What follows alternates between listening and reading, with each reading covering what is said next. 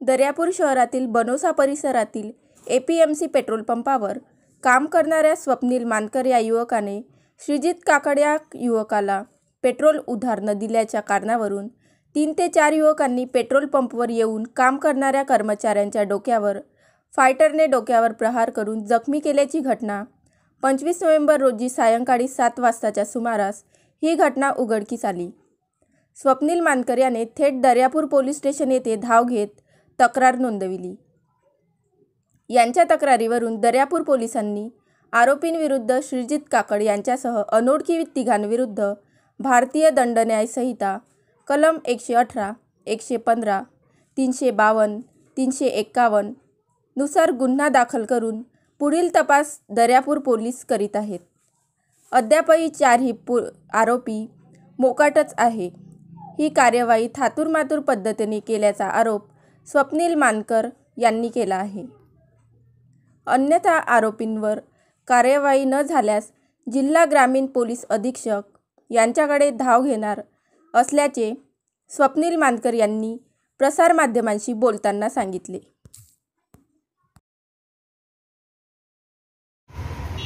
सर्वप्रथम नाव सांग। स्वप्नील गजानन मानकर, राहणार नाचना, तालुका दर्यापूर। मी पेट्रोल पंपावर कामावर असतो।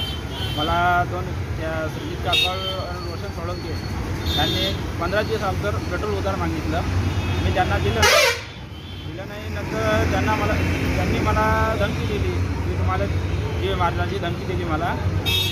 तर त्यांनी मला जीव मारण्याची धमकी दिली। त्याच्या 15 दिवसानंतर 25 तारखेला त्यांना मला पेट्रोल पंप कॉल करून पेट्रोल पंपाच्या मागे बोलावलं।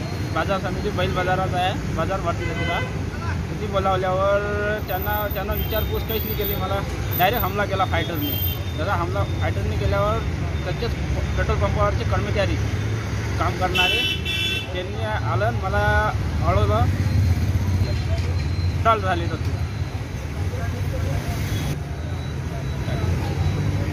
ते आदेश गावंडे ह्या नावाचा मुलगा जो आला, त्याने मला दवाखान्यात नेले। दवाखान्यात नेल्याबद्दल हे प्रकरण पोलीस स्टेशनमध्ये गेलो। मी दवाखान्यात नेल्याबद्दल पोलीस स्टेशनमध्ये गेल्यावर त्यांनी मला असं रिपोर्ट लिहिला, पण त्याच्यावर कारवाई कशी नाही झाली। समजा मला जसे पाहिजे मनाजोगची कारवाई झाली नाही। आरोपी अटक नाही आहे, अजूनही खुले हिंडून राहिले। त्याला खुले हिंडून राहिले, घरापाशी येतात, हातात गावसा दाखवतात। 2-3 जणांनी येते वाजवलं घरापुढचं, घरचे धमकी देऊन राहिले।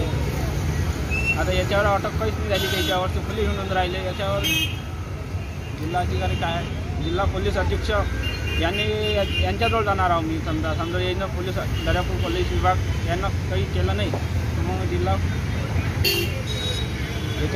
यांच्याजवळ जाणार आहोत।